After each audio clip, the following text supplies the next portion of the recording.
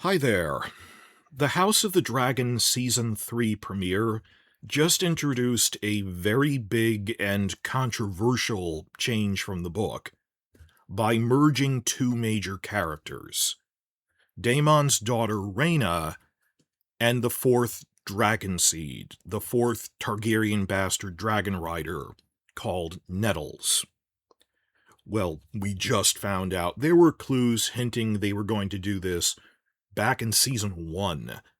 And then, of course, the last episodes in Season 2 pretty much showed it would happen, but now at last we actually see Rhaena mounting Nettles' dragon from the book, Sheepstealer.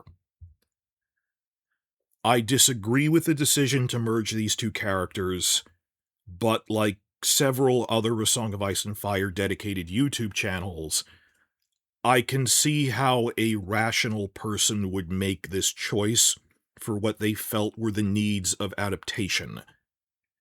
And while I disagree with it, I don't disown Condell for it.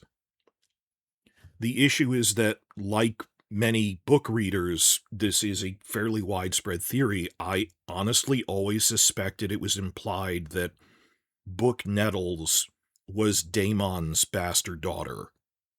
And thus, on paper, I can see how when Ryan Condell was assessing all of this, they looked at it and went, well, Rhaena is the younger daughter who exists, but basically doesn't do anything for the rest of the war for most of it.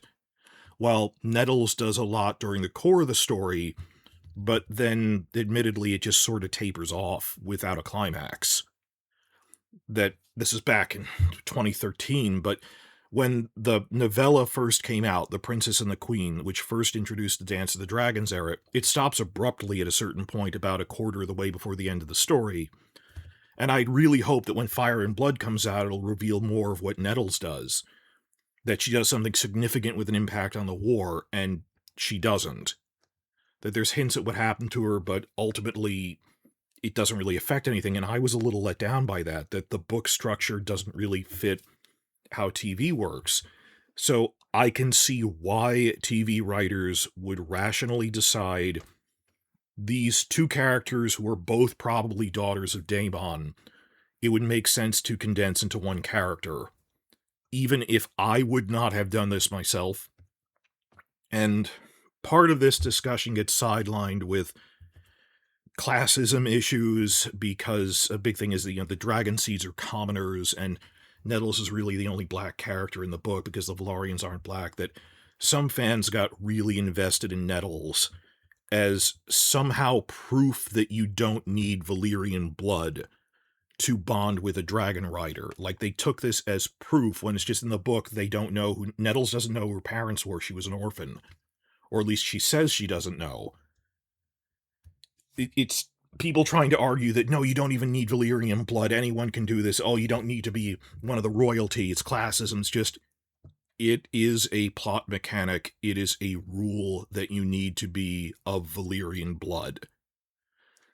Because the Targaryens are lizard people.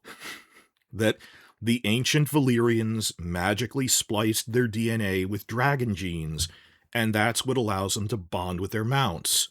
That's also why they keep having these horrific lizard baby stillbirths. It's heavily implied that there is a specific reason behind it. It's some gene in their blood. And the TV show made it, not a race thing, that you go, well, the lower-ranking Valyrians intermarry with foreigners, so you can have, like, a black character like Adam of Hull, nonetheless bonding with a dragon. And I understand people were attached to that, but it was a suggestion in the book which didn't make sense with other things compared to other people who said, no, if anything, it was implied that she was Daemon's daughter, directly his daughter, not just Targaryen blood, but his blood. But my whole point is, it's a plot mechanic. It's not trying to have a message. I mean, the comparison I keep thinking of is just because it was a really popular show that ended just a few years ago, but spanning a whole decade, it was the most popular anime of the 2010s. Attack on Titan. If you've ever watched Attack on Titan, please tell me in the comments. I know a lot of you on YouTube have. It fuels a lot of reaction videos. In Attack on Titan, there's a solid rule in place that the power of the founding Titan, out of the 9 main Titans, the power of the founding Titan can only be fully accessed by someone belonging to the direct bloodline of the Eldian royal family.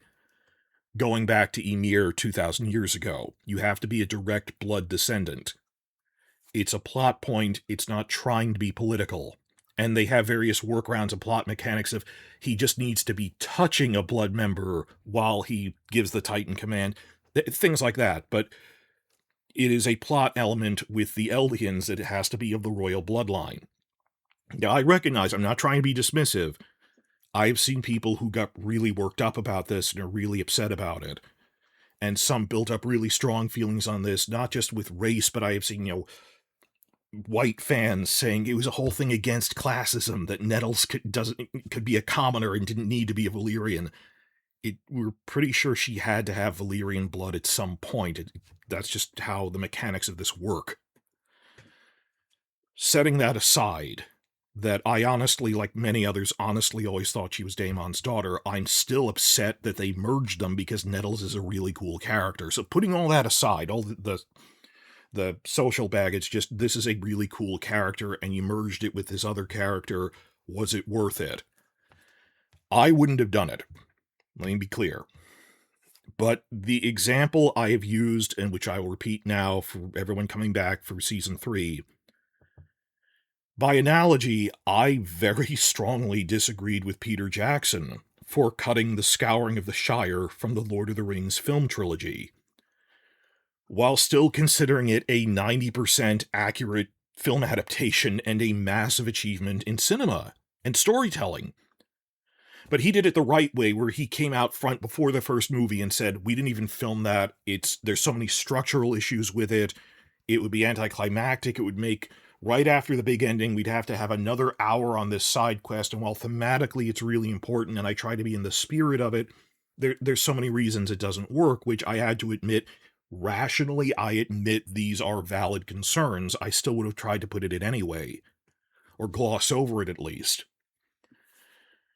The question on everyone's minds right now, of course, is this what George R.R. Martin got into a big fight with Ryan Condal about? Or rather, obviously it was more than one thing, the toxic butterflies. I mean, our question is, was this the biggest point of contention, the central point of contention? Well, we know from his one blog post that he got out that it was, he alluded to Nettles and Helena's fate. So it's probably those two things. I like to think those are the two worst things Martin didn't like, and it's not some other thing that we haven't even heard of yet. Because I'm frightened about the unknown unknowns, But the clickbaiters, of course, launched into that this was the end of the world. My God, you're merging Rhaena with Nettles. They don't care about Nettles, the clickbaiters, the people who are not, if it's not in a Song of Ice and Fire dedicated channel, and all of their other videos are manosphere things, they probably have an agenda here. Keeping in mind, I'm dismissing, when I say the clickbaiters, I don't mean book fans who are clearly a book fan channel who strongly disagreed with this and really are angry at the show for it and the classism stuff. They have valid points. I'm not trying to be dismissive of them, but you know who I'm talking about when I say the clickbaiters. It's, you literally have videos mocking Supergirl for being woke in your feed right before this one on your channel. You are not an objective YouTube channel. You are looking to stir controversy for attention. And that is lower to me, that the scum off of my shoes are the people who don't even have an opinion I disagree with. They're just doing this for money. They don't even believe the lies they're saying. They will do anything. So the clickbaiters said, no, this is just the tip of the iceberg. This is going to ruin everything. We have no way of confirming that one way or the other. And my position is, I will judge this merger, which is a drastic change. I will judge it after I finish Season 3 as a whole, because I have to see it in action. My attitude has been, and still is, okay, Ryan Condal made a big gamble on merging two prominent characters. Show me what you got. Let's see what he does with it. I'll hear him out. Because ultimately, in our age of clickbaiting and stuff, it's who could come up with the worst accusation, versus I do it like like lawyers in a court of law, where I'm trying to come up with the most grounded accusation, grounded criticisms with evidence. Because if we all immediately launch into this is the worst change ever, no one will listen to us. But if we wait and look at the entire season, have a weighted, measured response and say this doesn't work for these specific reasons here, we gave you every chance and it still doesn't work, that has more staying power long term and is more likely to have real impact. So why rush to just accusing things? I'm trying to make something structured here. On top of this, in interviews, the actors have openly said that Rhaena's biggest episode is episode 6, the best material. So, okay, given that you have openly said it's not in the first half of the season, where they gave out advanced previews to like Variety and stuff, we don't know what they're doing with Rhaena.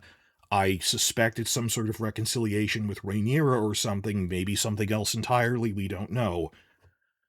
We've waited 2 years for this. I might as well wait another 6 weeks to actually see what they did, and then I will judge it. That is me being prudent. That is not me taking a side. I'll end up by reiterating all of this by the end of the season, but I want to get ahead of it. After season 2, what really came as a shock was, like I've been saying, the realization that I really didn't know up to season 2 because the internet changed since COVID lockdown when suddenly there's this giant burst of social media activity.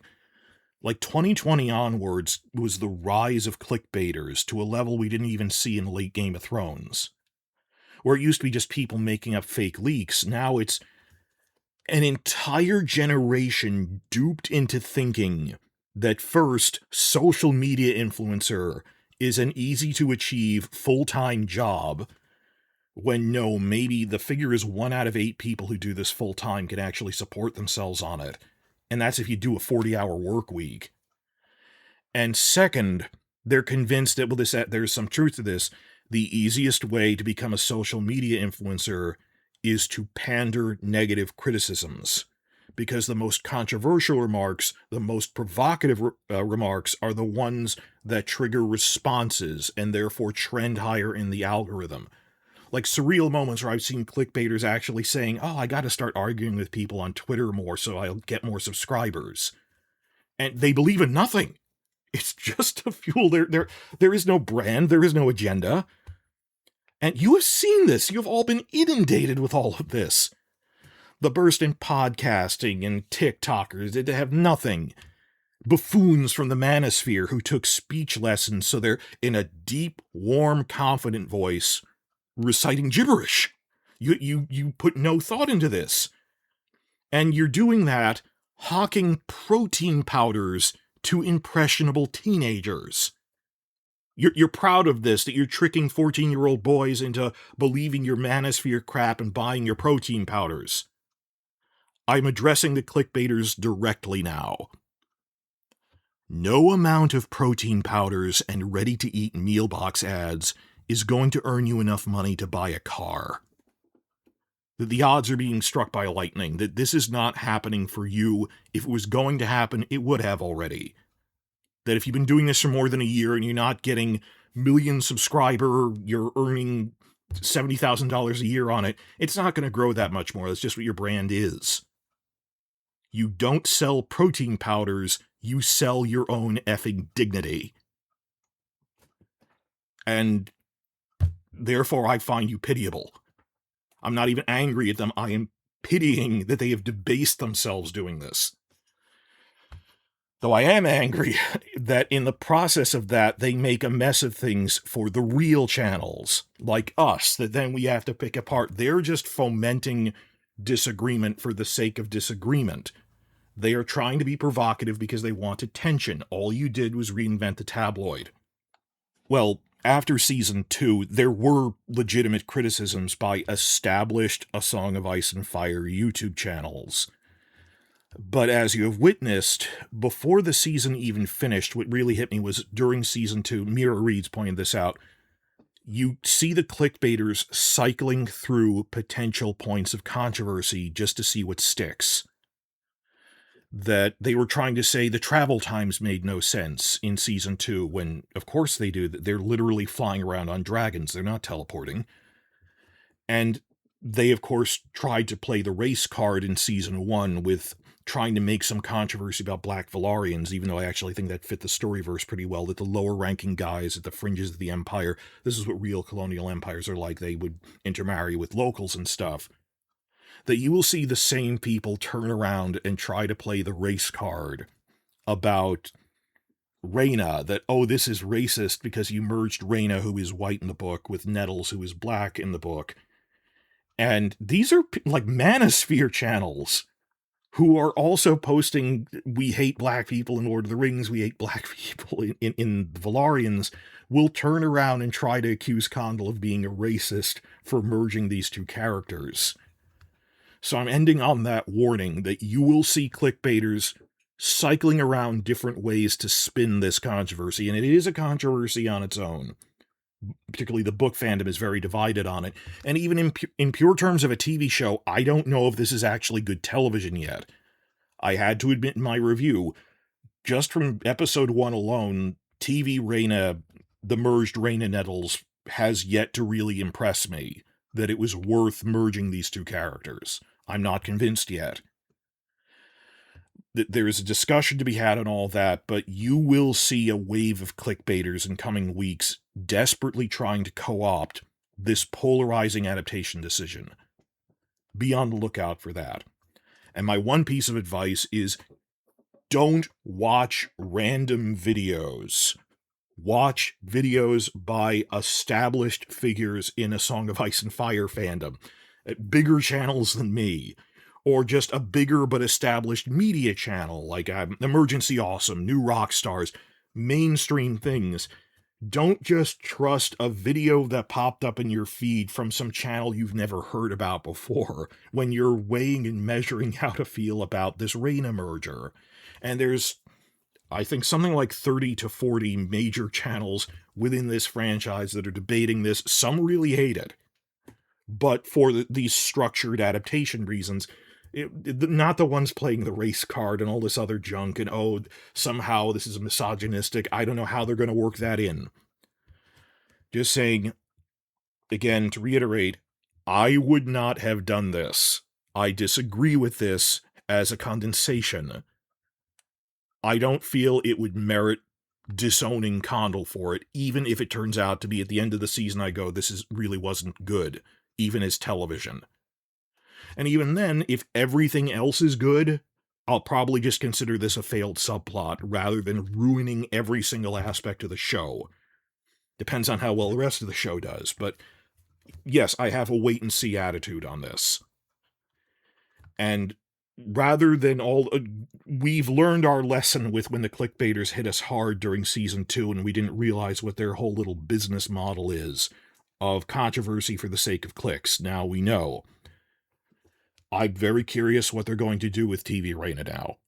So please like and subscribe for more analysis like this. I actually have a couple of other videos on Rhaena I'm going to put out.